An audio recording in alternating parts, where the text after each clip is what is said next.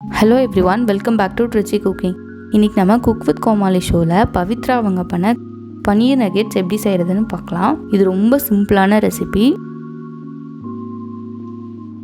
அதுக்கு ஃபர்ஸ்ட் நம்ம பனீர் எடுத்து க்யூப்ஸாக கட் பண்ணிக்கலாம். நான் இன்றைக்கி 100 grams பனீர் எடுத்திருக்கேன். உங்களுக்கு எந்த சைஸில் தேவையோ அந்த சைஸில் நீங்கள் க்யூப்ஸ் பண்ணிக்கலாம். நான் இன்றைக்கி ரொம்ப குட்டி குட்டியான க்யூப்ஸாக பண்ணுறேன்.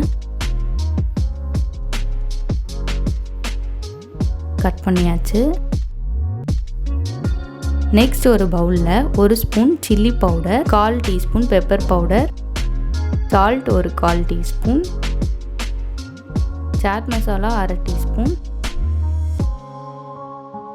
அப்புறம் இஞ்சி பூண்டு விழுது 1 டீஸ்பூன், ஒரு 1/4 லெமன் எடுத்து அதோட ஜூஸை பிழிஞ்சு விட்டுறலாம். நெக்ஸ்ட் இதை நல்லா மிக்ஸ் பண்ணிடலாம். உங்களுக்கு உப்பு காரம் நீங்கள் தேவையான அளவு ஆட் பண்ணிக்கலாம். ரொம்ப காரமாக இருக்கணும்னா நீங்கள் காரம் இன்னும் எக்ஸ்ட்ரா ஆட் பண்ணிக்கலாம்.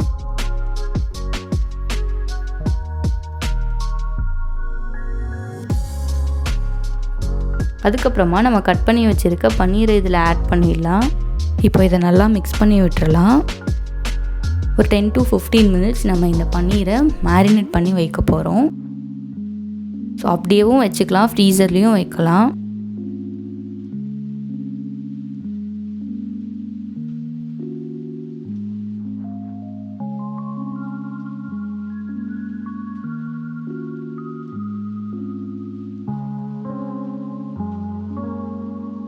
நெக்ஸ்ட் ஒரு பவுலில் 1 டீஸ்பூன் கார்ன்ஃப்ளவர், 2 டீஸ்பூன் மைதா மாவு ஆட் பண்ணிவிட்டு 1/4 டீஸ்பூன் உப்பு, 1/4 டீஸ்பூன் பெப்பர் பவுடர், அடுத்து கொஞ்சமாக தண்ணி சேர்த்து இதை எந்த ஒரு லம்ப்ஸும் இல்லாமல் மிக்ஸ் பண்ணி விட்டுறலாம். ரொம்ப தண்ணியாக கெட்டியாக இல்லாமல் கரெக்டான கன்சிஸ்டன்சியில் இந்த பேட்டர் நமக்கு தேவை.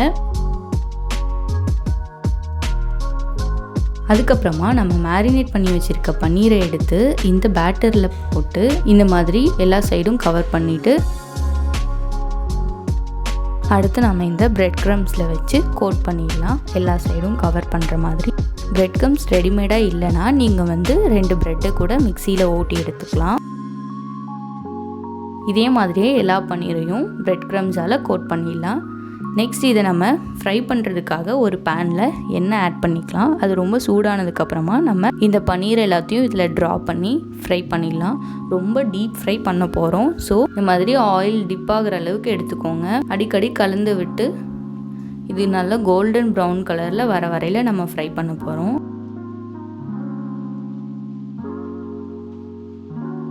கோல்டன் ப்ரௌன் கலர் வந்துடுச்சு. இப்போ நம்ம இதை எடுத்து சர்வ் பண்ணிடலாம்.